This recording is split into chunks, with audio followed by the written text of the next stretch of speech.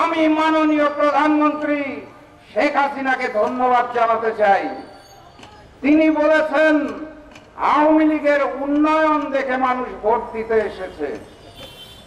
আওয়ামী লীগের উন্নয়ন, ঋণ করে ঘি খাওয়ার উন্নয়ন দেখে 7 তারিখে সারা বাংলাদেশের আমার হিসাব মতে 4% মানুষ ভোট দিতে এসেছে। এই 4% মানুষ কারা? যারা উন্নয়নের নামে ঋণ করে ঘিয়ের ভাগ পেয়েছে তারা এসেছে, বাংলার মানুষ ভোট দিতে আসে নাই। আমি বিশ্বাস করি ওই 4-এর পিছনে শূন্য বসিয়ে সেটাকে 40 দেখানো হয়েছে। আপনারা কি মনে করেন 40% ভোট হয়েছে? বাংলার মাটিতে সেদিন 4% ভোট হয়েছে। নতুন করে সেই 7 তারিখে ফেলানির জায়গায় দিল্লির দাস, দিল্লির পুতুল শেখ হাসিনার মাধ্যমে কাঁটাতারের বেলায় এবার বাংলাদেশকে ঝুলানো হয়েছে। আমরা এর তীব্র নিন্দা এবং প্রতিবাদ জানাই। 7 তারিখে বাংলাদেশে কোথাও কোনো ভোট হয় নাই। কথাবার্তা পরিষ্কার। আমরা বাংলার মাটিতে দিল্লির পুতুল সরকার শেখ হাসিনাকে আর এক মুহূর্ত দেখতে চাই না।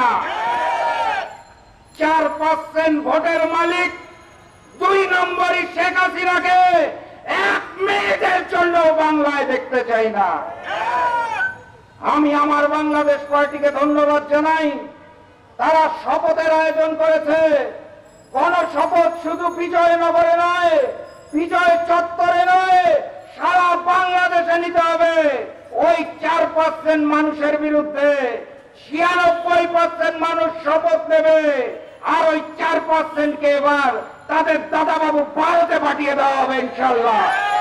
শপথ গ্রহণ করুন। 7 তারিখে জনতার বিজয় হয়েছে।